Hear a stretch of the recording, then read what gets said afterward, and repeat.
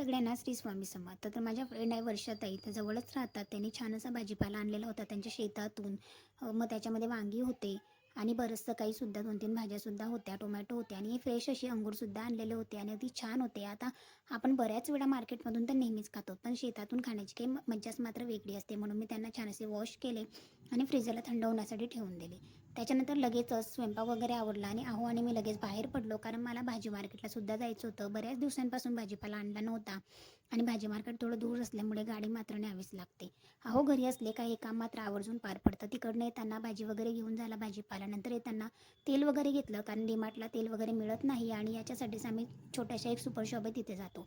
दुपारची जी काही कामे होती ती आवरली आणि नंतर जो काही भाजीपाला आणलेला होता तो छान असा इथे निवडून घेतला. मग त्याच्यामध्ये आता मटारचं सुद्धा सीझन संपत आहे म्हटल्यावर 1 किलो मटारसुद्धा आणलेले होते. आता ते सुद्धा सोलून घ्यायचे होते. भाजी वगैरे निवडून झाली. एक छान असा चहा वगैरे घेतला आणि लगेचच दुपारची संध्याकाळची देवपूजा झाली. संध्याकाळची देवपूजा इथे केलेली होती. व्यंकटेश स्तोत्रमचं संध्याकाळी कसं पठण करावं, याचे लाभ काय आहेत किंवा ह्या सेवेचं तुम्हाला कोणकोणतं फळ मिळणार आहे, नियम अटी काहीच नाही आहे. याचा फुल ब्लॉग आहे, तो आजच आपल्या यूट्यूब चॅनल अपलोड झालेला आहे. तो सुद्धा नक्की बघा.